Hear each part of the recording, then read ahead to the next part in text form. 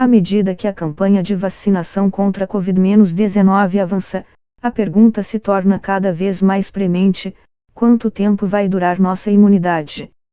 Obviamente, ainda não temos uma resposta baseada em evidências, uma vez que não se passou tempo suficiente desde o surgimento da doença. Mas já temos algumas descobertas animadoras. Quando o sistema imunológico entra em contato com um antígeno pela primeira vez, leva alguns dias para que os componentes da resposta específica sejam ativados completamente. Além disso, essa resposta primária não atinge todo o potencial que o sistema imunológico poderia ser capaz, e é por isso que às vezes sucumbimos a infecções. Porém, como resultado deste encontro, são geradas células de memória, que têm vida longa e que armazenam a informação de como destruir o antígeno. Se voltarmos a encontrar com ele, a resposta secundária será muito mais rápida, potente e eficaz graças à ativação dessas células de memória. É por isso que tomamos a vacina, para gerar células de memória capazes de controlar esse patógeno caso venha a ocorrer a infecção por contágio. Sabemos que sim, porque existem 4 coronavírus que causam cerca de 20% dos resfriados comuns, assim como 2 outras doenças graves: a SARS, Síndrome Respiratória Aguda Grave, que apareceu em 2003, e a MERS, Síndrome Respiratória do Oriente Médio, que surgiu em 2012. A memória contra os coronavírus causadores de resfriados não é muito potente, e é por isso que adoecemos com tanta frequência, além do fato de que existem outros vírus não relacionados que também provocam a condição. E, em relação à SARS, sabemos que os anticorpos em pessoas que tiveram a doença diminuíram rapidamente e mal foram detectados 2 anos depois, enquanto as células de memória produtoras de anticorpos, linfócitos B, desapareceram antes de 6 anos, a partir de quando haveria falta de proteção. No entanto, estudos recentes encontraram anticorpos neutralizantes 17 anos após a infecção. Por isso, os temores de que a imunidade contra o SARS-CoV-2, vírus causador da Covid-19, também fosse de curta duração eram justificados.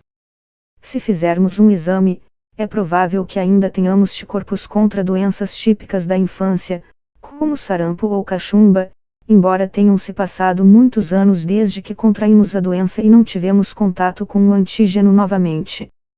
Como isso é possível, considerando que a ativação das células de memória requer um novo encontro com o patógeno?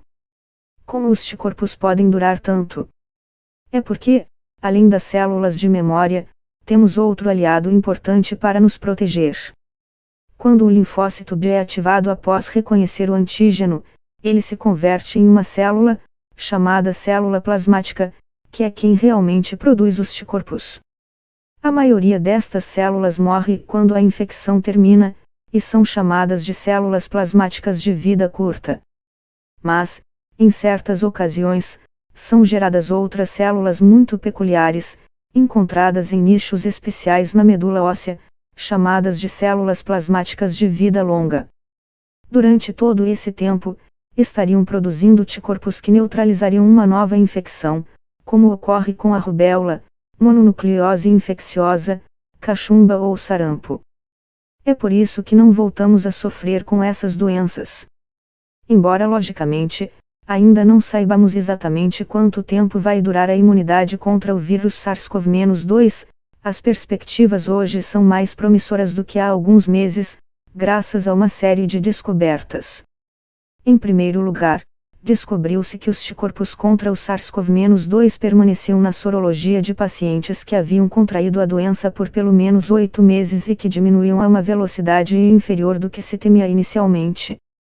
Em segundo lugar, as células de memória produtoras de anticorpos se mantiveram muito ativas e em níveis muito altos ao longo desses 8 meses, de modo que poderia se supor que confeririam proteção por alguns anos. Estudos mais recentes elevaram essa proteção para, pelo menos, 12 meses com uma aparente seleção voltada para aquelas células de memória mais eficazes. E o que é mais importante, esta proteção aumentava consideravelmente em indivíduos que tiveram a doença e que posteriormente receberam uma dose da vacina. Em terceiro lugar, nos indivíduos que, por terem desenvolvido uma forma leve da doença, não se encontrava essas células B de memória, eles apresentavam uma resposta bastante forte por parte das células travessa de memória responsáveis pela imunidade celular. Em quarto lugar, a resposta às vacinas induz uma potente formação de células plasmáticas nos chamados centros germinativos, requisito fundamental para a produção dessas células B de memória. Mas tem mais. Os pesquisadores se surpreenderam com o fato de que a diminuição na concentração de anticorpos após contrair a doença tinha duas fases, uma primeira, em que se deterioravam rapidamente, e outra a partir da qual se mantinham estáveis. Este padrão sugere que as células plasmáticas de longa vida podem ser responsáveis pela manutenção desses anticorpos. A hipótese se mostrou correta, pois foi possível isolar e purificar essas células plasmáticas de longa vida, que haviam encontrado seu nicho na medula óssea, 11 meses após os pacientes terem tido a doença. Porque nos indica que, além de ter uma resposta robusta de longo prazo das células travessa e B de memória, também vamos contar com células plasmáticas que estarão produzindo anticorpos contra o vírus durante, provavelmente, muitos anos.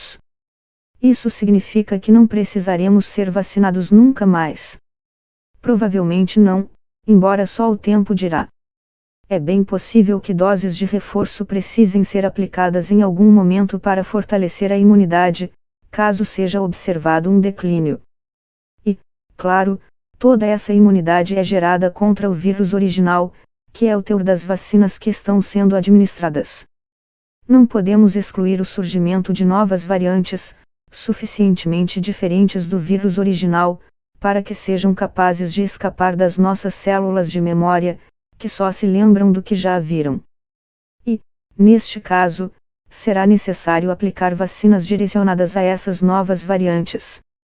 Por isso, e apesar do atual clima de maior otimismo dentro da comunidade científica, não podemos baixar a guarda. Vamos conviver com o vírus por muitos anos, então teremos que vigiá-lo de perto. Não se pode repetir a história. Ignacio J. Molina Pineda de Las Infantas é professor de imunologia no Centro de Pesquisas Biomédicas da Universidade de Granada, na Espanha. Este artigo foi publicado originalmente no site de notícias acadêmicas de Conversation e republicado aqui sob uma licença Creative Commons. Leia aqui a versão original, em espanhol.